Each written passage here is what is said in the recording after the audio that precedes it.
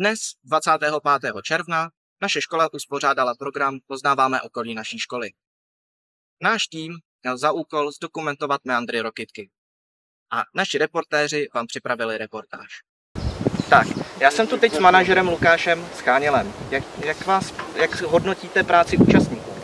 Tak určitě by to šlo nějak jako zefektivnit, ale zatím dobrý. Zatím se jim to dařilo všechno.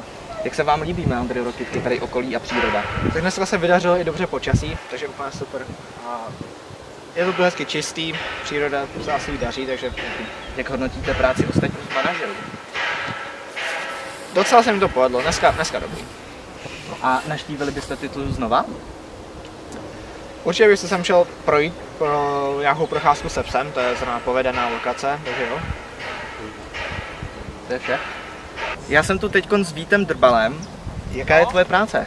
Moje práce je historik, což znamená, že mám zaznamenávat, jak se to tady měnilo v průběhu mnohy let, jelikož zde tyhle meandry, které tady vidíme, tak vznikly, ne, že tady byly od jak živa, ale vznikly v jednom určitém momentu v roce 2014. A mám právě zaznamenat, co se fotek, který mám zde na těch mých červených rudých deskách, mám zaznamenat změny, právě porovnat před tím, jak to tady vypadalo a jak to tam vypadá dnes.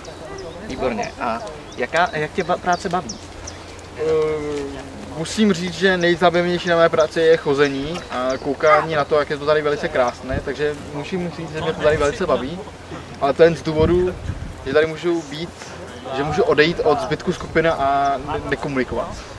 A líbí se ti jako celkově tady příroda? Jo, miluji to tady, chodím tady každý týden. Výborně. No cap.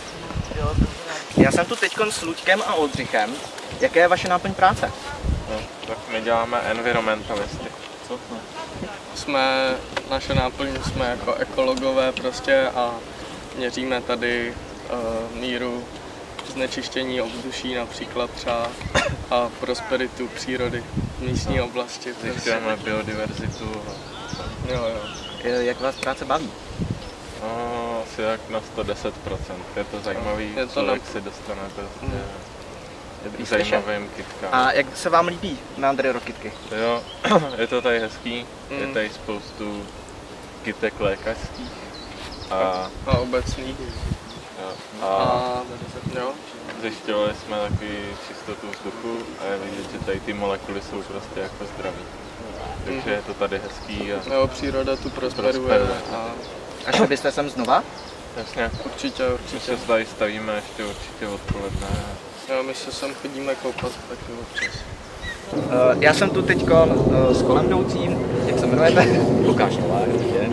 Máme tu na vás jako menší sérii otázek. Jedna z nich je, jak často navštěvujete tento park? Vzhledem k tomu, že mám psy, tak zhruba 3krát denně. To je docela dost. Jak se vám to tady líbí celkově? Líbí se mi to tady moc, bydlím tady už asi 10 let a jsem vlastně konkrétně tady z těch meandrů úplně nadšen. A když navštěvujete 3krát denně, tak sem chodíte asi opakovaně? Ráno, odpoledne, někdy i na večer, takže jako hodně často vedle v noci, v létě, v zimě. A máte tady nějaký specifický oblíbený místo? Mám tady hodně oblíbené místo, mimochodem to zrovna, kde stojíme, protože to je místo, kde jsou dost často vidět ledňáčci. Jsou tady vlastně skoro denně a tady je hodně jako často vídáš tady lítají, takže to je docela oblíbené místo. Tak děkujeme za rozhovor. Není za co, nashledanou. Jdeme.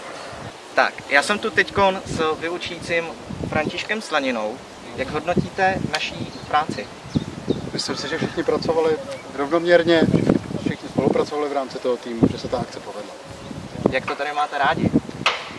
Chodím sem často na procházky se psem, jsem tady minimálně 2x, 3x. A máte jako tady rád nějaký specifický místo? Konkrétně tady, když by se šlo za železniční most, tak tam je hořejší rybník, tam se chodíme často koupat. Tak, děkuji za rozhovor. Taky. Tak, Ondřej Tašner za Střední průmyslovou školu zeměměřickou a geografické gymnázium.